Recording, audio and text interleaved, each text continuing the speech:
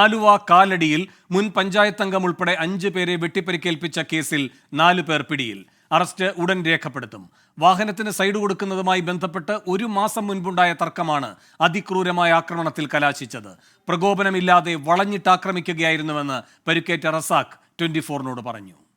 ഇന്നലെ ഞങ്ങൾ ഇവിടെ വെയിറ്റ് ഷെഡിൽ സംസാരിച്ചുകൊണ്ടിരിക്കുകയായിരുന്നു. അപ്പോൾ ഒരു 5-6 പേര് മാരകായുധങ്ങളുമായി അവിടെ ഒരു കാറിന് വന്നിട്ട് മാരകായുധങ്ങളുമായിട്ട് ഒരു പ്രകോപനവും ഇല്ലാതെ ഞങ്ങൾ ആക്രമിക്കുകയായിരുന്നു.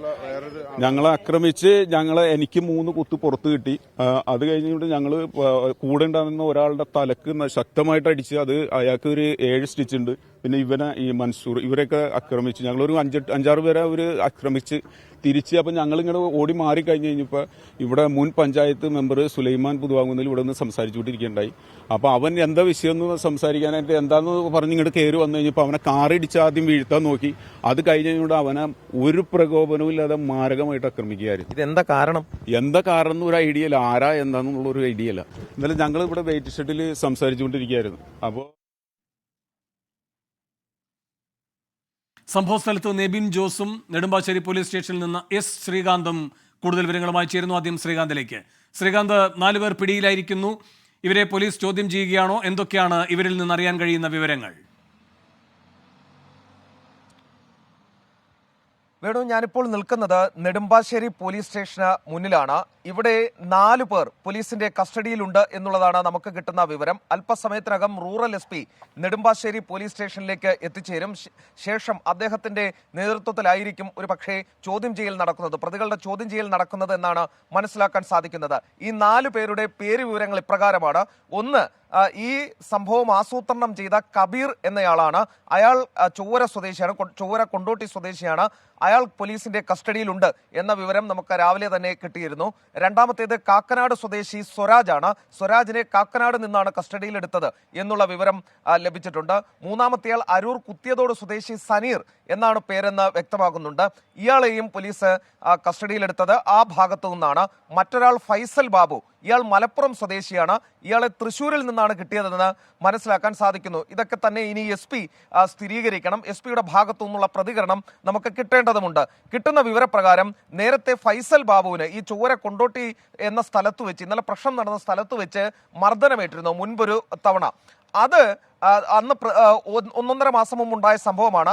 അത് അന്ന് അവിടെ വെച്ച് ഈ പ്രശ്നം പരിഹരിച്ചതുമാണ്. പക്ഷേ അതിനുശേഷം ഈ മർദ്ദനത്തിന് മുൻനിരയിൽ നിന്ന അർഷാദ് എന്ന ഒരു ചെറുപ്പക്കാരനുണ്ടായിരുന്നു. അത് കോൺഗ്രസ് പ്രവർത്തകനാണെന്ന് പറയുന്നു. ആ ചെറുപ്പക്കാരനെ സ്കെച്ച് ചെയ്തെത്തിയവരാണ് ഈ ഫൈസൽ ബാബു ഉൾപ്പെടെയുള്ള സംഘം എന്നാണ് മനസ്സിലാക്കാൻ സാധിക്കുന്നത്. അവിടെ വെച്ച് ഈ അർഷദിനെ ആക്രമിച്ചു. ഒപ്പം തന്നെ ആ സ്ഥലത്തുണ്ടായിരുന്ന ആളുകളെ ഓടിച്ചിട്ട് കമ്പിവടിക്ക് അടിച്ച് താഴെ വീഴ്ത്തി പരിക്കേൽപ്പിച്ചു. കഠാരയ്ക്ക് കുത്തുന്ന സാഹചര്യമുണ്ടായി. കോൺഗ്രസിന്റെ മുൻ ഗ്രാമപഞ്ചായത്ത് അംഗവും കോൺഗ്രസ് നേതാവുമായ സുലൈമാൻ അവിടെ നിൽക്കുകയായിരുന്നു. ചവിട്ടി താഴെയിട്ട് മുഖത്തൊക്കെ ഇടിച്ചു. കമ്പിവടി കൊണ്ട് തലക്കടിച്ചാണ് വീഴ്ത്തിയത്. ശേഷം അവിടെ ഇട്ട് വെട്ടി. ഇതാണ് നമുക്ക് കിട്ടുന്ന ഏറ്റവും പ്രധാനപ്പെട്ട വിവരം. മറ്റൊന്ന്, ഇപ്പോൾ ഈ ആശുപത്രിയിൽ കിടക്കുന്ന ആളുകളുടെ ആരോഗ്യാവസ്ഥ സംബന്ധിച്ചുള്ള വിവരങ്ങൾ കൂടി ഇപ്പോൾ പുറത്തു വന്നിട്ടുണ്ട്. അതിൻ പ്രകാരമുള്ള വിവരങ്ങൾ ഇപ്രകാരമാണ്. അതിൽ ഈ സുലൈമാന്റെ ആരോഗ്യസ്ഥിതിക്ക് ഇപ്പോഴും മാറ്റമില്ലാതെ തുടരുന്നു. വെന്റിലേറ്ററിൽ തന്നെയാണ് എന്ന് മനസ്സിലാകുന്നുണ്ട്. 50 വയസ്സാണ് സുലൈമാൻ ഉള്ളത്. സർജിക്കൽ ICUവിൽ വെന്റിലേറ്ററിൽ തന്നെ തുടരുകയാണ്. സിദ്ദിഖ് 65 വയസ്സാണ്. തലയ്ക്കും തോളിനും പരിക്കേറ്റിരുന്നു, ഗുരുതരമല്ല. അതിൽ ഡിസ്ചാർജ് ആയവർ ഉണ്ട്. അബ്ദുൾ റസാഖ് 38 വയസ്സ്, മൻസൂർ അലി 37 വയസ്സ്. ഇത്രയും പേരാണ് ഡിസ്ചാർജ് ആയിട്ടുള്ളത്. ഈ 2 പേരാണ് ഡിസ്ചാർജ് ആയത്. ബാക്കി സുലൈമാൻ ആശുപത്രിയിൽ തുടരുന്നു. പരിക്ക് ഗുരുതരമല്ലാത്ത ഒരാൾ കൂടിയുണ്ട്. എന്തായാലും പോലീസിന്റെ ഭാഗത്തു നിന്നും കർശനമായ അന്വേഷണം റൂറൽ SP-യുടെ മേൽനോട്ടത്തിൽ നടന്നു.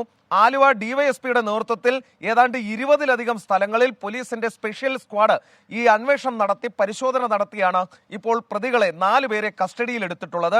ഈ 4 പേരും നെടുമ്പാശ്ശേരി പോലീസ് സ്റ്റേഷനിൽ തന്നെ, അതായത് ഈ പോലീസ് സ്റ്റേഷനിൽ തന്നെ അവർ ഉണ്ട് എന്നുള്ളതാണ് നമുക്ക് കിട്ടുന്ന വിവരം. പക്ഷേ റൂറൽ SP അടക്കം വന്ന് ചോദ്യം ചെയ്യൽ കഴിഞ്ഞ് അറസ്റ്റ് രേഖപ്പെടുത്തി ആയിരിക്കണം ഒരു പക്ഷേ മാധ്യമങ്ങളെ കാണാൻ വരുന്നത്. 10:05 കൂടിയാണ് ഇന്നലെ ഈ സംഭവം ഉണ്ടാകുന്നത്. വലിയ ഞെട്ടിക്കുന്ന സംഭവം എന്ന് തന്നെ പറയാം. കാരണം നടു റോഡിൽ നിൽക്കുന്ന ഈ ഒരു ജംഗ്ഷനിൽ നിൽക്കുന്ന ആളുകളെ ഒരു കാറിലും ഒരു 2 വീലറിലുമായി എത്തിയ ശേഷം മാരകായുധങ്ങൾ ഉപയോഗിച്ച് ആക്രമിക്കുന്നു, വെട്ടുന്നു. അതിനുശേഷം ഏതാണ്ട് ഒരു അരമണിക്കൂറോളം ആ പ്രദേശത്ത് ചുറ്റിത്തിരിഞ്ഞ് രക്ഷപ്പെടുന്നു. അതിൽ കിട്ടുന്ന വിവരപ്രകാരമാണെങ്കിൽ ഞാൻ ഈ പറഞ്ഞ കഥയാണ് കൂടുതൽ വിശ്വാസയോഗ്യം. അത് പക്ഷേ പോലീസ് കൂടുതൽ ഇനിയും പറയേണ്ടിയിരിക്കുന്നു. ഫൈസൽ ബാബുവിനെ ചുറ്റിപ്പറ്റിയാണ് ഇത് തുടങ്ങുന്നതും ഇന്നലെ ഈ സംഭവം ഉണ്ടാകുന്നതും. എബിൻ ജോസും സംഭവ സ്ഥലത്ത് നിന്ന് ചേരുന്നു. എബിൻ, ഈ ആക്രമണത്തിൽ ഗുരുതരമായി പരിക്കേൽക്കാത്തവർ ഈ സംഭവത്തെപ്പറ്റി എന്താണ് പറയുന്നത്? നാട്ടുകാരെന്താണ് പറയുന്നത്?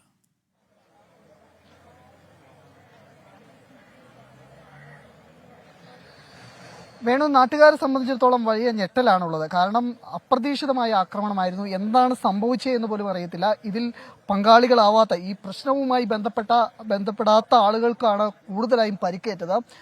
ഇപ്പോൾ ഫോറൻസിക് സംഘം സ്ഥലത്തെത്തി പരിശോധന നടത്തുകയാണ്. നേരത്തെ ഈ സുലൈമാനി ഉൾപ്പെടെ ഈ ആക്രമിക്കുന്നതിന്റെ ദൃശ്യങ്ങൾ, CCTV ദൃശ്യങ്ങളടക്കം പോലീസ് ശേഖരിച്ചിരുന്നു. ഇതിന്റെ അടിസ്ഥാനത്തിലാണ് പ്രതികളെ തിരിച്ചറിഞ്ഞത്. ഇത് കേന്ദ്രീകരിച്ചാണ് അന്വേഷണം നടത്തി ഇപ്പോൾ പ്രതികളെ കസ്റ്റഡിയിലെടുത്തിട്ടുള്ളത്. നിലവിൽ പരമാവധി ശാസ്ത്രീയ തെളിവുകൾ ശേഖരിക്കുക എന്നുള്ള നീക്കമാണ് പോലീസ് നടത്തുന്നത്. അതുകൊണ്ട് തന്നെ ഫിംഗർ പ്രിന്റ് ബ്യൂറോയും ഫോറൻസിക് സംഘവും സ്ഥലത്തെത്തിയിട്ടുണ്ട്. ഇപ്പോൾ നമ്മൾ കാണുന്നത് ആ ദൃശ്യങ്ങളിലുള്ള സുലൈമാനെ ചുറ്റികൊണ്ട് അടിച്ച് നിരത്തിട്ട ശേഷം വെട്ടി പരിക്കേൽപ്പിച്ച സ്ഥലമാണ്. ഈ സ്ഥലത്ത് നിന്ന് പരമാവധി തെളിവുകൾ, ഈ ശാസ്ത്രീയമായ തെളിവുകൾ ശേഖരിക്കുക എന്നുള്ളതാണ് ഇപ്പോൾ പോലീസ് നടത്തുന്ന ആദ്യഘട്ടമായി. അതിനുശേഷം വിശദമായി ഈ പ്രതികളെ, നിലവിൽ കസ്റ്റഡിയിലുള്ള പ്രതികളെ ചോദ്യം ചെയ്യും. അതോടൊപ്പം തന്നെ പ്രതികളെ ഇവിടെ എത്തിച്ച് തെളിവെടുപ്പ് അടക്കം നടത്തേണ്ടതുണ്ട്. ഈ ക്രമീകരണങ്ങളൊക്കെ പോലീസ് നടത്തിക്കഴിഞ്ഞു.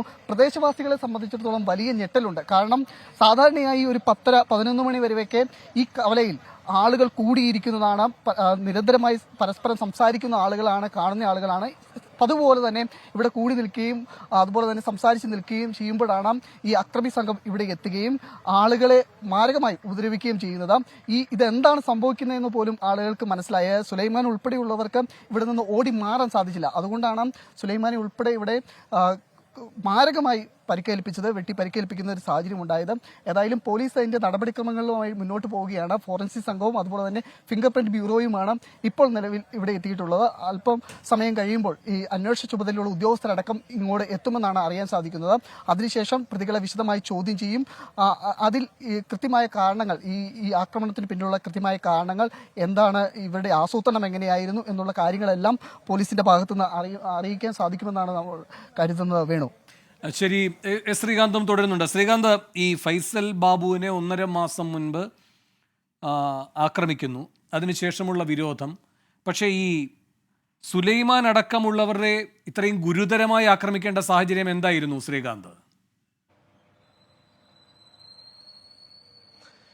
ഇതിൽ അർഷദ് എന്ന ഒരു ചെറുപ്പക്കാരൻ, അയാൾക്ക് ഒരു കോൺഗ്രസ് ബന്ധമുണ്ട് എന്നാണ് പറയുന്നത്. ഈ ചെറുപ്പക്കാരന്റെ നേതൃത്വത്തിലാണ് ഫൈസൽ ബാബുവുമായി എന്തോ ഒരു പ്രശ്നം 1.5 മാസം മുമ്പ് ഉണ്ടാകുന്നത് എന്നാണ് വ്യക്തമായിട്ടുള്ളത്.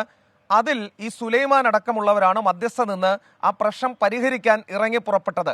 അതിനു മുൻപ് ഈ ഫൈസൽ ബാബുവിന് അന്ന് തല്ല് കിട്ടിയിരുന്നു. ആ തല്ല് കിട്ടിയതിന്റെ പ്രശ്നങ്ങൾ അത് ഒടുങ്ങിയിരുന്നില്ല. ഇതിനിടയിൽ ഈ സുലൈമാൻ അടക്കമുള്ളവർ ഇടപെട്ട് ഈ പ്രശ്നം പരിഹരിച്ചു എന്നാണ് പറയുന്നത്.